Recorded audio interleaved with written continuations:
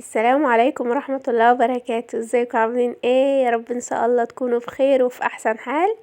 تعالوا كده نصلي على النبي. اللهم صل وسلم وبارك على سيدنا محمد وعلى اله وصحبه اجمعين.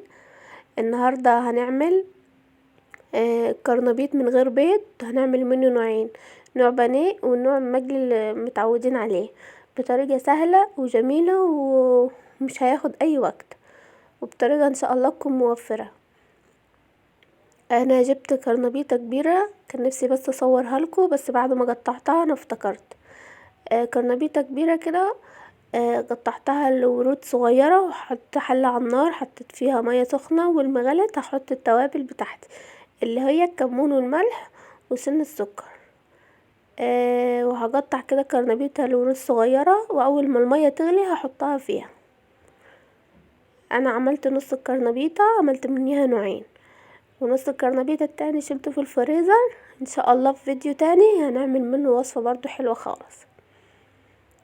بس اهم حاجة ما ننساش ننزل نحط لايك للفيديو، ونشترك في القناة ونفعل زر الجرس، واكتبوا لي كومنت حلو او ادعوا لي دعوة حلوة. اول كده الكرنبيط ما بيستوي، هو مش بياخد ربع ساعة يعني بالكتير، وبطلعه مش بياخد اي وقت، بس بحطه في الطبق. واجيب بقى التتبيله اللي انا هتبل بيها الكرنبيط معايا كده. بسم الله.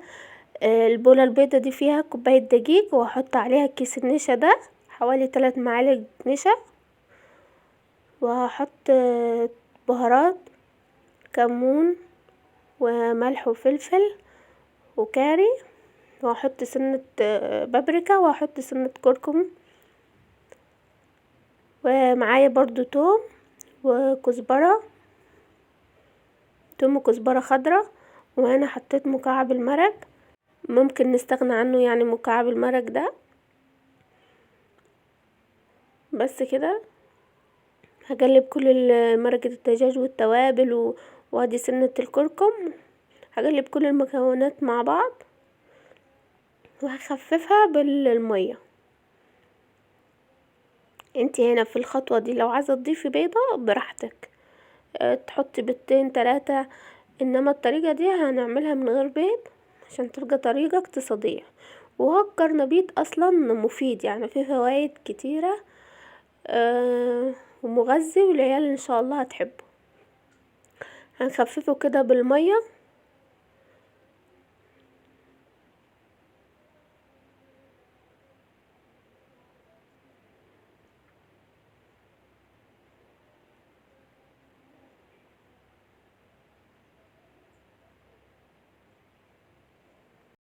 وممكن كمان تضيفي معلقة صغيرة من البيكنج باودر، تخليه هش، وبرضو هتساعده ان هو يبقى مجرمش كمان.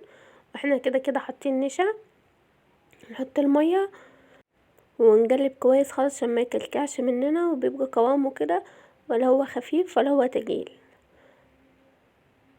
وهحط على النار طاسة سخنة، واحط فيها شوية زيت. اول ما الزيت يسخن كويس خالص هحط الكرنبيط في الخلطة دي، وانزله في الزيت عشان يتحمر. اهم حاجة ما نستعجلش عليه، نخليه يعني ينس كده هو على النار، يستوي كويس عشان ما يبقاش واخد لون من بره وهو من جوه مش مستوي. وهي طبعا انا بحب العجينة تبقى مايلة للخففان شوية عشان ما تبقاش نية من جوه، ده يعني انا بحبه كده. فانت براحتك، لو العجينة كانت تخينة معاكي فتخليه يقعد وقت اطول على النار. بس كده اول ما يستوي ويتحمر هصفيه واطلعه على طول.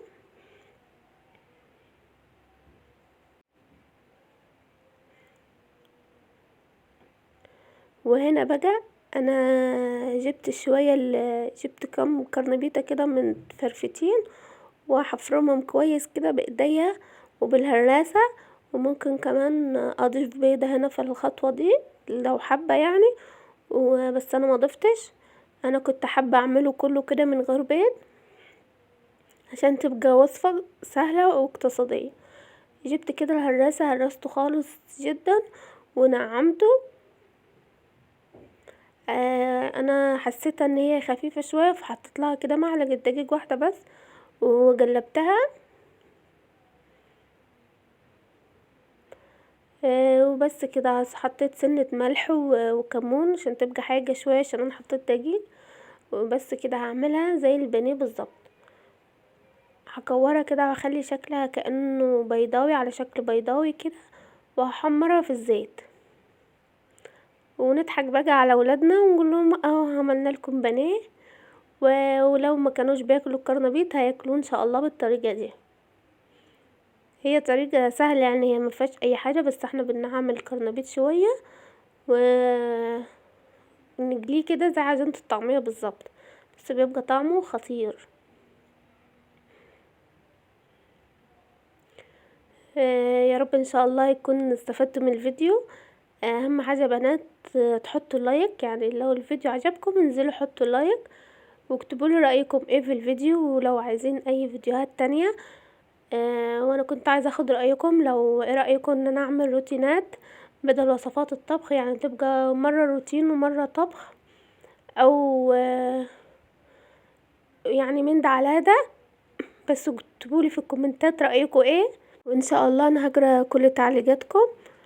وبس كده احنا خلصنا الاكل بتاعنا. شايفين شكله يفتح النفس اصلا من غير اي حاجه. دي طماطمايه مخلله كده بالثوم والكزبره والخضره والكزبره الناشفه وسنه توم وملح، بتبقى جميله وبتفتح النفس كده على الاكل. وادي الكرنبيط البانيه شكله جميل خالص. وادي الكرنبيط اللي متعودين عليه بيبقى مسكر وطعمه جميل كده، بيبقى عايز الواحد ياكله حاف. شايفين اكلتين مغذيين جدا، وصنفين يعتبر من نوع واحد، مغذيين جدا وجمال. بصوا مش محتاجين اي حاجة تانية جنبهم، براحتك. انت ممكن تعملي شوية بطاطس تحمريهم، او طبق عدس كده في الجو الساقع ده يدفيكي كده، بيبقى ايه جامد من الاخر. وبس هو ده كان الفيديو بتاعنا. يا رب يكون الفيديو عجبك، وتكونوا ان شاء الله استفدتوا من الفيديو باي معلومة. يا رب لو الفيديو عجبك ما تنسيش بقى تحطي لايك، وتنزلي تشتركي في القناة وتفعلي زر الجرس، واكتبي لي في الكومنتات رايك في الفيديو ايه. واسيبكم في حفظ الله، والسلام عليكم ورحمة الله وبركاته.